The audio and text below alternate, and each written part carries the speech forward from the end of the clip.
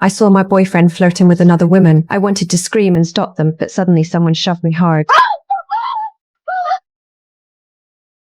Falling into the water panicked me. My coat instantly soaked through. It felt like a heavy weight was pulling me down, preventing me from surfacing. I struggled to take off my coat, but for some reason the pool had been covered by the ceiling, and I couldn't climb out at all. Just then, I noticed a glass panel by the pool edge. I pounded on it hard, hoping someone on the other side would notice me. This was my last chance.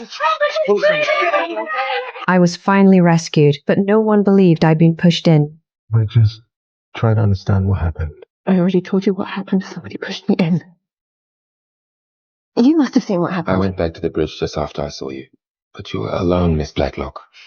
Somebody on board is trying to kill me. An explanation without evidence was untenable, so I stopped trying to defend myself. But I never imagined that night a woman died on the boat. An argument from the next room woke me. I crept toward the sound and reached the balcony when suddenly something fell into the water with a splash. I leaned over to investigate, spotting a figure floating on the sea surface. It's too dark to tell if it was human, but when I turned away, I saw a bloody handprint on the glass partition. I instantly realized someone had fallen. I rushed to inform the crew. The yacht swiftly entered safety mode. Everyone sprang into action, searching the sea for passengers. I assumed the person would be rescued immediately, but to my astonishment, when I mentioned the fallen passenger was from room 10, the security chief wore a peculiar expression. He stated, room 10 had always been vacant. The guests who were supposed to stay had cancelled their reservation. 2 days ago, my mind went blank. I had clearly seen a blonde woman in that room just moments ago. How could such a person not exist? Even stranger, when the crew checked all passengers, everyone was in their own rooms. No one was missing. This cabin was always empty.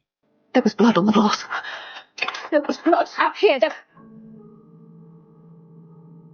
The blood-stained handprint on the glass door vanished. I began doubting whether I'd been dreaming since I hadn't slept well. The others thought I was hallucinating. They all left, no longer caring if someone had fallen overboard. The staff even locked the door to room 10. The next day, after seeing the dead woman, I went to my boyfriend's room. He was a photographer who loved taking pictures, so I thought maybe he accidentally captured her in a shot. Sure enough, I found her photo on his camera, but he'd taken it months ago. It couldn't prove she was on the yacht. I showed the photo to other passengers, but none recognized her. I started believing I might truly be mistaken, but while I was showering to relax, I caught a glimpse of a shadow outside the door.